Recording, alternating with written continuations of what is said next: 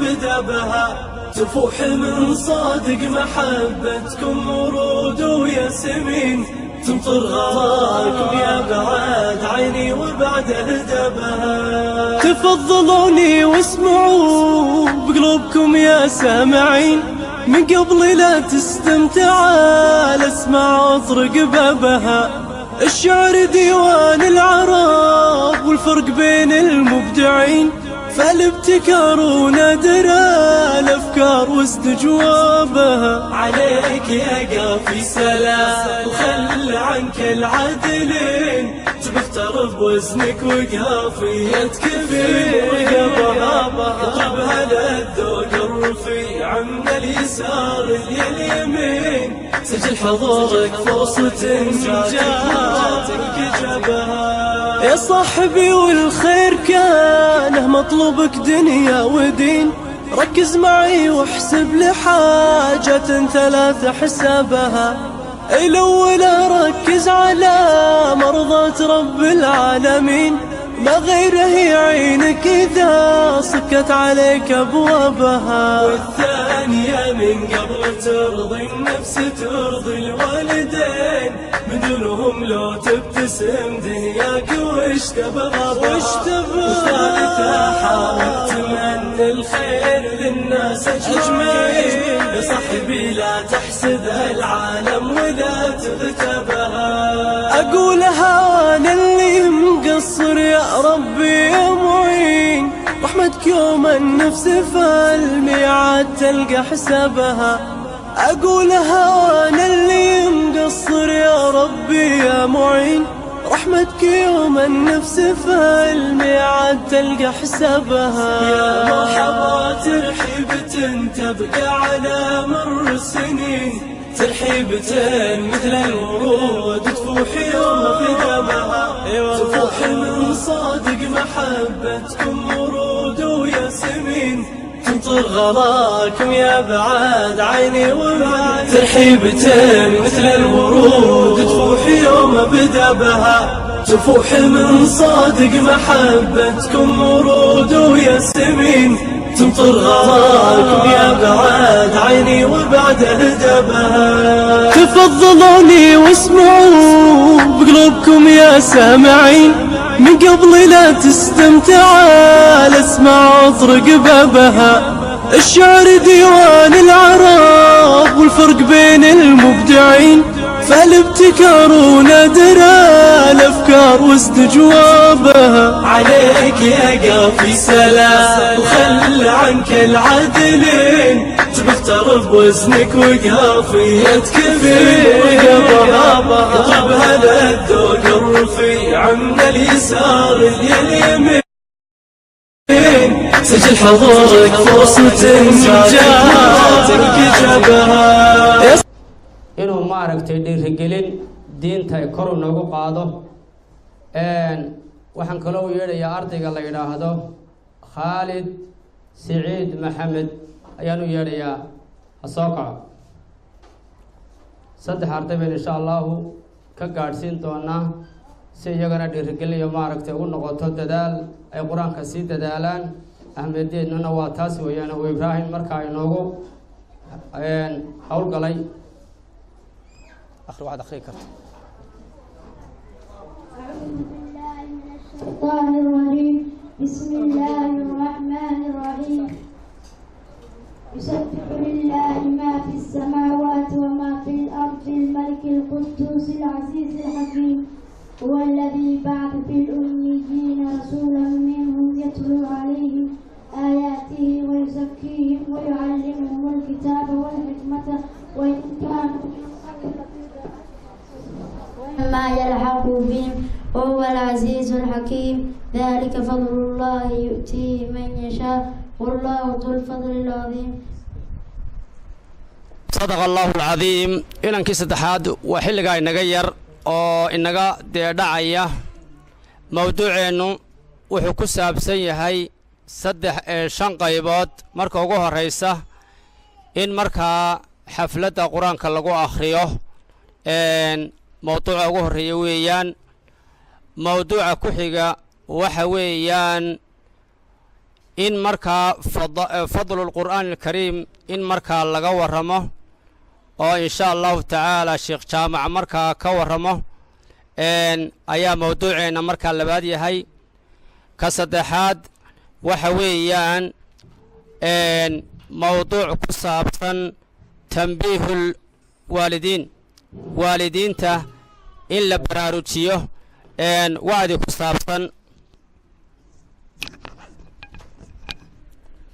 wacdi ku saabsan in la baraarujiyo waalidiinta carruurta dhashay ee ka mas-uulka ah si hamiyadoodu kor ay u noqoto oo ay 100% ay istaagto oo qof waliba ku dadaalo inankiisu inuu halkan maanta yimaado mar walba. qodobka afraad ibraahim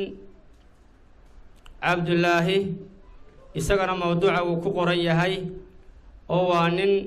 dee halkanna jooga debaddana jooga oo dadku siday wax u baranayaan iyo dadkan inooga warramo ahmiyadda u dhaxaysa. ta ma aragtay afraad waxaan leeyahay ta shanaad inaan insha allahu tacaalaa aan duceeyo oo insha allahu inantaa qur-aanka i dhammaysay ee roorkooda u dhammaysay ee madrasadda u dhammaysay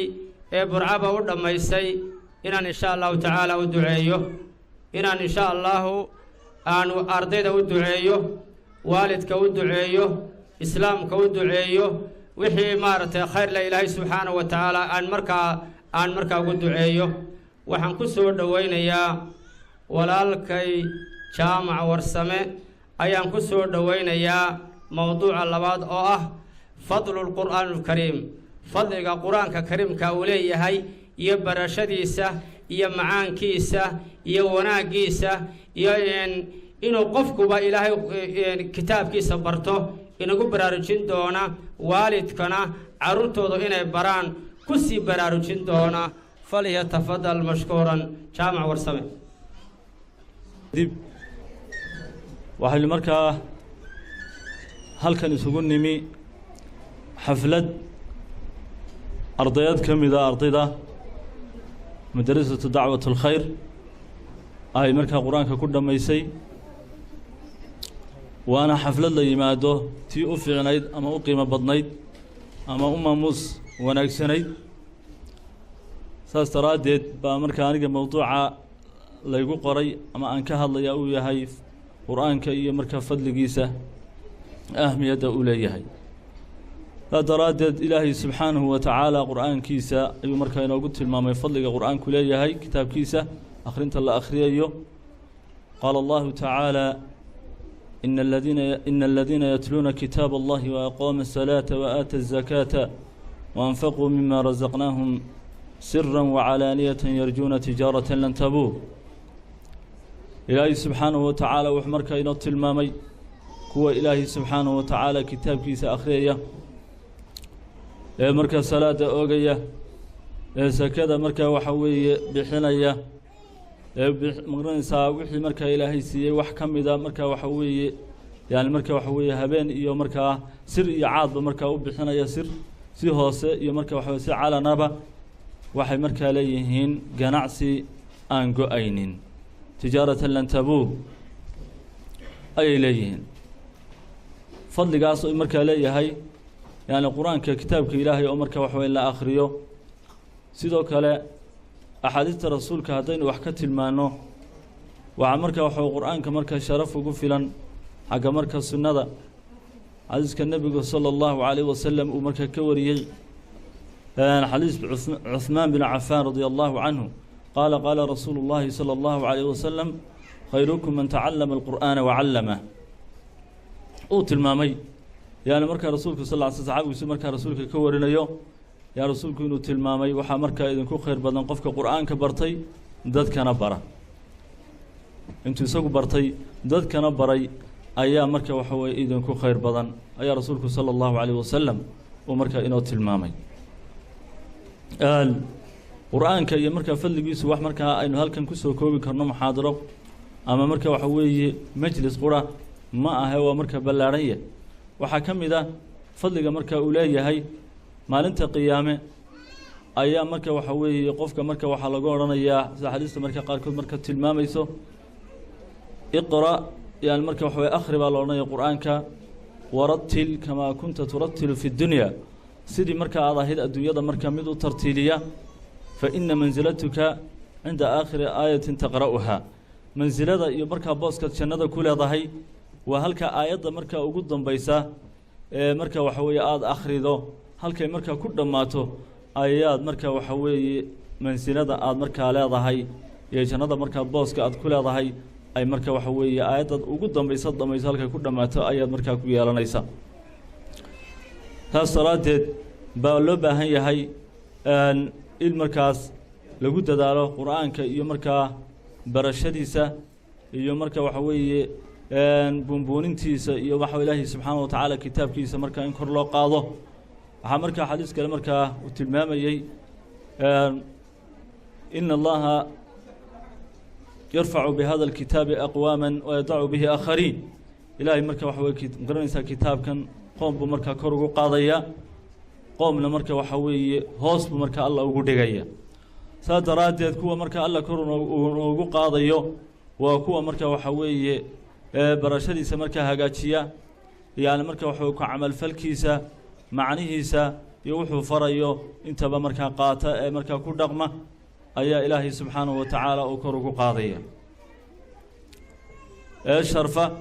saas daraaddeed kuwa marka ilaahay hoos ugu dhigayaana waa kuwa markaa ilaahay subxaana wa tacaala kitaabkiisa yani marka waxa weeye ka haajiray ee waxa weeye ku dhaqankiisii iyo marka waxa weeye koruqaadistiisii iyo qadarintiisii yani marka waxa weeye hoos u dhigay ayaa marka iyana alla ku dulaynayaa oo marka waxa weye ku dulo marka ilahay waxaynu ka baryaynaa inuu ilaahay naga dhigo kuwa ilaahay subxaana wa tacaala kitaabkiisa marka waxa weeye kor ugu qaado baynu ilaahay weydiisanaynaa waxaa marka walaalayaa loo baahan yahay inaynu marka waxa weye ku dadaalo in marka waxa weeye aynu maamuuskiisa iyo qur-aanka marka waxa weye dhiirigelintiisa sida xafladaha kaleba marka waxa weye loo dhiirigeliyo ee loo sharfo yani marka waxa weeye waxaa mudan in la sharfo ilaahay subxaanahu wa tacaala kitaabkiisa ayaa mudan in marka la sharfo iyo sunnada nebiga sala allahu calayhi wasalam reerkan yani marka waxa weeye tilmaamay marka waxa sheekha marka ka hadli doonee yani marka waxa saa marka usoo maamuusay qur-aanka iyo marka waxa weeye ahmiyaddiisana waxaan leenahay allah subxaanahu wa tacaala ha barakeeyo ilaahay subxaanahu wa tacaala camalkooda ha islaaxiyo ikhlaasna ha ka dhigo adduunyadana ilaahay subxaanahu wa tacaala muraadkoodoosan alla midigta ha uga dhiiba baynu leenahay ilantaas markaa qur-aanka dhamaysana sheikha u ducayn doonaan waxba ku noqon maayo laakiin wakhtiga kooban awgii ayaan markaa doonayaa inaan inaha aan ku soo koobo waxaan leeyahay ardayduna ha ka faa'iidaystaan wakhtiga ay haystaan aynu wax u kala maqallo marka hore waalidiinta waxaan kaloo leeyahay waalidiinta ka soo qayb galay ee xafladdan soo bilay ee ardaydoodii la socda ee yimi iyaguna waxaan leeyahay jasaakum allahu khayran ee dumarka oo haweenka u badan dabcan rag badani kama muuqdo waa ka xumahay sidaa laga dhawaajiyey meel walba raggeennii waa ku ma garanaysaa dambaynaa dumarkii unbaa dadaalkoodii runtii meel walba ku jira runtii bilxaqiiqata waxaan leeyahay marka hore xafladda halkan aynu isugu nimi ee aynu hoteelkan ku qabsanayno ee qur-aanka ay ku dhammaysay gabadha la yidhahda xamda ibraahim qorshaheeda iyo maamulkeeda aniga iyo wadaadka iyo culimmada kale ayaa lahayn waxa weeyaan runtii waxaynu rabnaa inaynu diinteenna ma garanaysaa wanaagsan kor u qaadno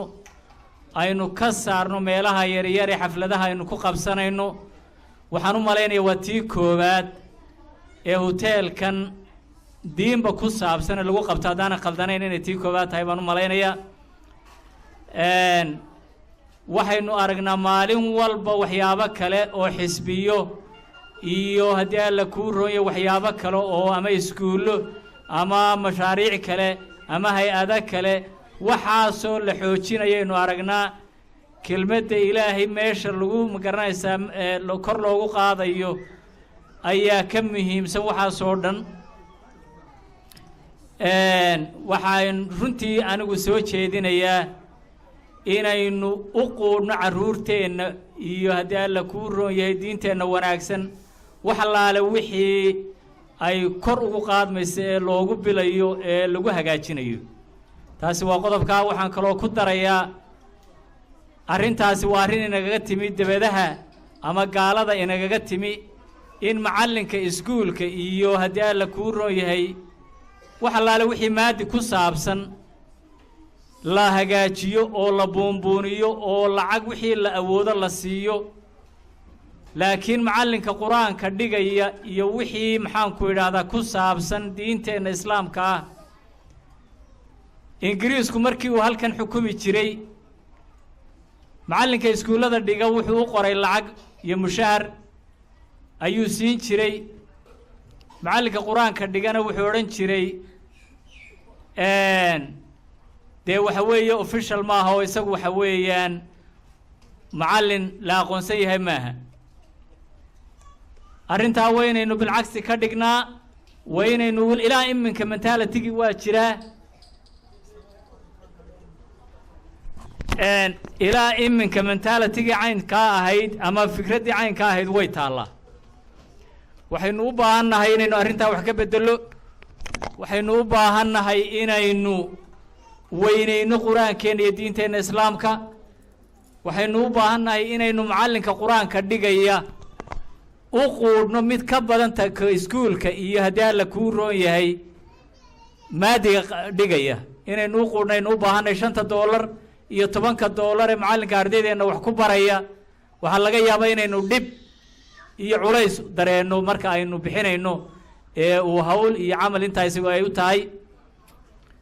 marka iskuulka la yidhaaha fiigii $60 ama $50 ama $40 baa loo baahan yahayna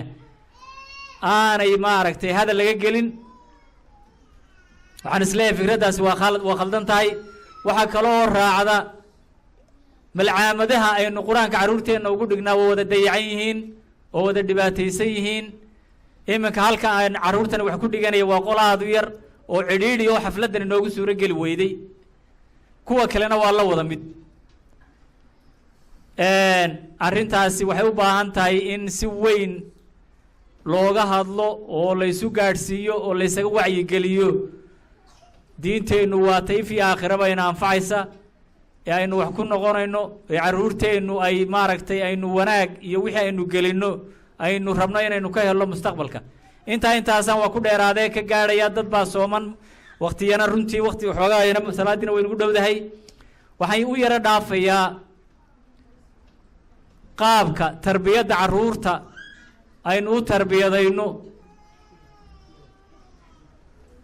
carruurta tarbiyaddeeda waxay ka bilaabantaa waalidka. waalidkaasi haddii uu wanaagsan yahay oo uu isagu wanaagsan yahay carruurtiisuna waa hagaagaysaa inta badan 80%. taasi waa arrin la xaqiijiyey, waa arrin magaranaysa cilmi baadhis lagu sameeyey. waalidkii oo aan hagaagsanayn carruurtiisa wanaag iyuu ka sugin. haddii labadii waalid ama mid uu khaldan yahay ama wax ka xun yihiin oo uu qofkii si carruur ahaa doonayo inuu malcaamadii iyo iskuulladii u hagaajiyaan, arrintaasi ma shaqaynayso. haddii aabbihii ama qaadka cuno ama haddii alla kuu roon yahay uu dagaal badan yahay ama uu dabeecad xun yahay ama dhaqan xun yahay ama waxyaabo xunxun uu ku jiro, gabadhii sidoo kale ay tahay haweentii ama hooyadii, dee qofkeedu cirka wax kaga soo magaranaysa waxay ku soo degi maayo. taasi tarbiyaddu waxay ka bilaabantaa labada waalid. waxaa ku xiga haddii alla kuu roon yahay macallinka. waxaa ku xiga bii-adda qofku la nool yahay ee uu ku dhex jiro. aynu carruurteenna tarbiyaddeenu si ay u hagaagto aynu inagu iska bilowna ka waalid ahaan. waxaan kaloo in yar iyana runtii arrin dhibaato ku ah iminka dhulka aynu ku nool nahay anigu runtii sidaa la sheegay dabaddaan u badanahay halkanna waan deganahay carruurtan la isleeyahay ku tarbiyadaya diliin ee gurigiina bakoorad iyo waayir u yaallo malcaamadiina 3 waayiroo isku duubani u taallo iskuulkiina ay la mid tahay tarbiyadii inoogu hagaagi mayso tarbiyaddu caynkaa maaha waxaa laga yaabaa qofka yar caynkaa wax ku bartaa ee ku tarbiyadoobaa inuu isaguna violence iyo qof dagaal badan oo dhib badan oo mushkilad badan inuu noqdo ayuunbaa laga dhaxlaa qofba qofka uu diliinka uga badan yahay ama looga diliin badan yahay marka dambe qof khariban buu soo baxaa ama markuu ugu yar tahay qof dagaal badan buu noqday is yidhaahda sidii adigaba lagugu tarbiyaday wax ku tarbiyadee ama wax ku sax oo saxa keliyaba wuxuu u yaqaanaa inuu diliin sidii uu isaga wax lagu baray anigu iminka ina yaroo aan awow u ahay oo 6 jira ayaa jiifa guri macallinkii quraanka ayaa waayir 3 waayir ku googooyey intuu mariyii ka saaray ayaydii baa haysay inankii yaraa iminka waa bukaan socod dhakhtarka waxa weeyaan iyo uu ku jira iyo guriga ayuu u dhexeeya arrintaasi balada ka soo qaad inta ay leeg tahay maaha arrin keliya maaha waa arrin inugu badan waalidkii habeenada ka mida gurigaygaan ka toosay waxaan qof yaroo qaylinayaan maqlay aabbihii dhalay baa bakoorad la dul taagan oo ilmihii yaraana ciiduu cunaya oo ku garaacaya bakoorad qof yaroo dhirbaaxa yari ku filan tahay ama wax yar oo dee ma garanaysaa ciqaab ugu filan tahay in ama bakoorad lala dhaco ama waayirka laydhka oo isku duubana mid ahayn ama 3 ayn lala dhaco waa wax runtii aan bannaanayn haba yaraatee bataatan aan loo baahnayn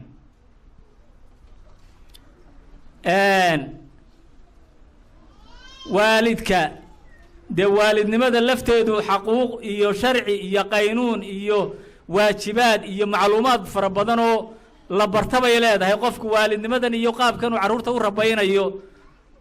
iskagama timaado waa wax barasho u baahan haddii aanu dee maaragtay la iska dhaxlin waa wax u baahan in la barto waxaa laga yaabaa qof dee aan qaab waalidnimo badan uu ilaahay qof iska siiyey ama carruur siiyey dabeedna uu isyaa sidanay ku hagaagayaan waxaan leeyahay arrintaan dib ugu noqonno carruurteennu sidaynu u tarbiyadaynayno horta waan sheego waxaan idhi waalidku wanaaggiisay ka bilaabantaa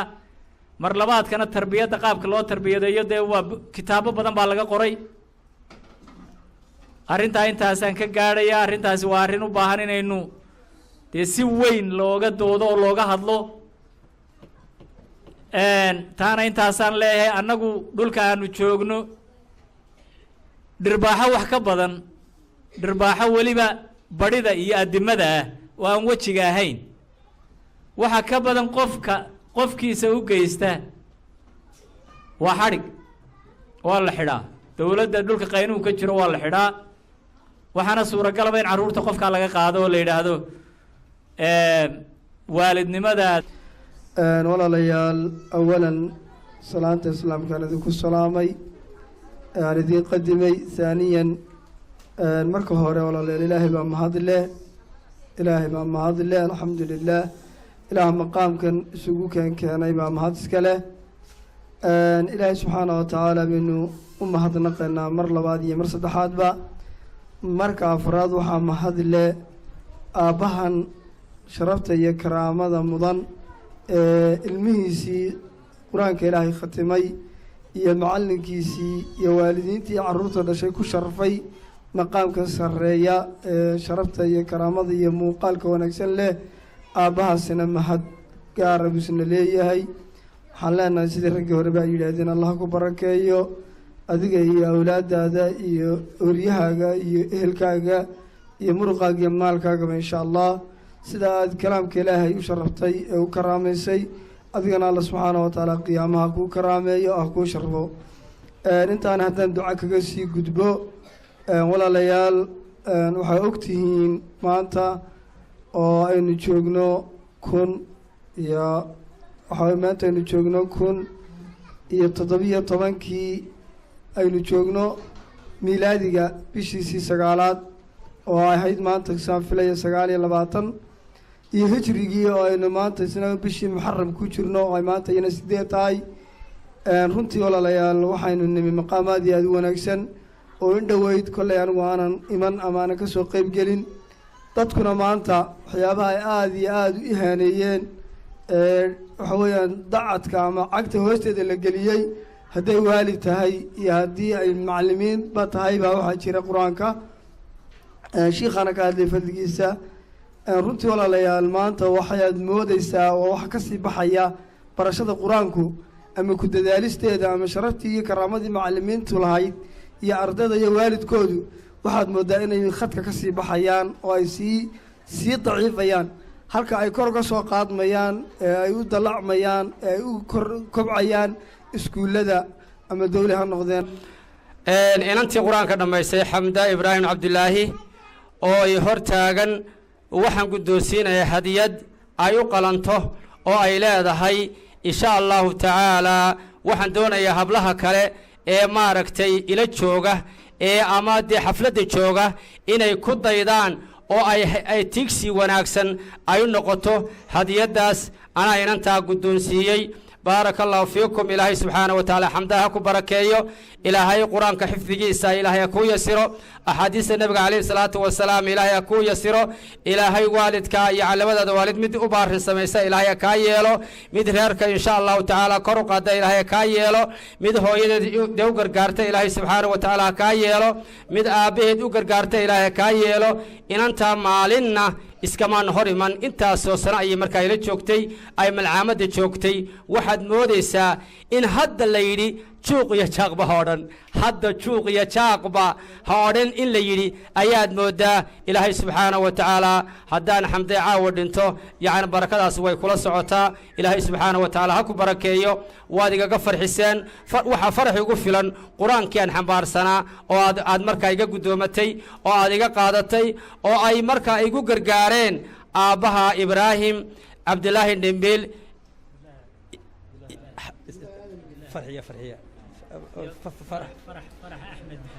iyo farax axmed aad markaa iga xambaarateen ilaahay subxaanahu wa tacaala barakaan idin raaciyey khayr iyo wanaag baan idin raaciyey karaamaan idin raaciyey sharaf baan markaa idin raaciyey ilaahay subxaanahu wa tacaala ha ku barakeeyo hadiyadaana markaa guddoonto ilaahay subxaanahu wa tacaala ha ku barakeeyo khayr iyo wanaag ilaahay subxaanahu wa tacaala ha ku siiyo markaa insha allah iska fadhiiso kitaabkiisa ku dhaqma sunnaha nebiga calayhi salaatu wasalaam ku dhaqma ilaahay markaa haynaga yeelo ilaahay subxaanahu wa tacaala waxaan ilaahay uga baryayaa madarisadan dacwatulkhayr in ilaahay subxaanahu wa tacaala awlaaddeeda barakeeyo inan iyo inanba ilaahay subxaanahu wa tacaala markaa barakeeyo waalidkana markaa barakeeyo malcaamadaha kale islaamka macallimiinta islaamka ay dhigayaan ee maaragtay walaaladay jaamac warsame iyo cabdirisaaq madarisadooda ilaahay madarisadooda ilaahay subxaana wa taala ha barakeeyo waalidkana ilaahay ha barakeeyo awlaadda wuxu dhigayna ilaahay ha barakeeyo caalamka islaamka madrasada diinta islaamka lagu dhigayo ilaahay macallimiintana ha barakeeyo ardaydana ilaahay subxaana wa taala ha barakeeyo waalidka daba socdana ilaahay subxaana wa taala ha barakeeyo ilaahay waalidiintii markaa ina dhashay ilaahay ha u dembi dhaafo ilaahay subxaana wa taala yani waalidiintiina dhashay ilaahay dembigooda ha dhaafo ilaahay dembigoodkeena ha dhaafo islaamka ilaahay subxaana wa taala ha dhaafo ilaahay islaamka ha ciseeyo ilaahay yani islaamka ilaahay kor ha u qaado ilaahay subxaana wa tacaala gaaladu waxay doonaysaa cagta inay islaamka iyo diinta geliyaane ilaahay islaamka kor ha u qaado diinta islaamka ilaahay kor ha u qaado ilaahay markaa diinta ha ciseeyo ilaahay dadka islaamka kor ha u qaado mashaariqaha wa maqaaribaha cadowgoodana ilaahay subxaana wa taala ha uga heliyo ilaahay waxaynu ka baryaynaa in ilaahay subxaana wa tacaala awlaadda inoo islaaxiyo oo ilaahay hablaha inoo islaaxiyo oo aabbayaasha ilaahay inoo islaaxiyo oo hooyooyinka ilaahay subxaana wa tacaala inoo islaaxiyo oo maalkeena ilaahay subxaana wa tacaala inoo islaaxiyo oo ilaahay subxaana wa tacaala kulligeen ina islaaxiyo wax halkan jooga wixii halkan jooga iyo wixii markaa inaga maqanay aan ka soo xaadirin ilaahay subxaana wa tacaala waxaynu ka baryaynaa inantaa qur-aanka dhammaysay xamda وإن خير له خير بنو رجينا إن شاء الله إن أنت ولو عن فلا يقولكم مدفن من الدقالين مربيد ويان أبو وناكسن أيا سور ربيي هو يو أبيهد مركو دبدكم مقاي هاي هو يدبا تاكا إلى سعون شرتي مع المان توحنا صنيسا مع أنا تليفون كمركا جسوا قراء شرتي والد لمدا أنو ما أرق غير إبراهيم والد لمدا ما أرق أنو أنت المركا دي وحدي جاي إلهي سبحانه وتعالى إن أنتاس إن أرض يده كمدا حمد إلهي بركيو إلهي هبركيو علمك إلهي هبركيو مركي وينات إلهي هبركيو مركي قول إلهي سبحانه وتعالى هبركيو مركي جامعة تشوكت إلهي هبركيو مركي محد كتشوكت إلهي سبحانه وتعالى هبركيو إلهي سبحانه وتعالى وحن إلهي وقبر يا إن إلهي سبحانه وتعالى هيرك بركيو يعني إبراهيم إلهي بركيو وإسلامت إلهي بركيو وأولاد إلهي بركيو وديود إلهي سبحانه وتعالى وبركيو وإلهي سبحانه وتعالى قوة دبدكم مقنا إلهي إبراهيم مركه وبركيو إسلامتي سحقا شكت إلهي وبركيو أولادي سر إلهي سبحانه وتعالى وبركيو إلهي وحن وقبر يا إن إلهي سبحانه وتعالى أولاد إبراهيم إلهي وبركيو قوة الكنشوغة يقوى حقاكم مقنبا إلهي وحن وقبر يا بصحبي لا تحسد العالم وإذا تغتبها أقولها أنا اللي مقصر يا ربي يا معين رحمتك يوم النفس فالميعاد تلقى حسابها أقولها أنا اللي مقصر يا ربي يا معين رحمتك يوم النفس فالميعاد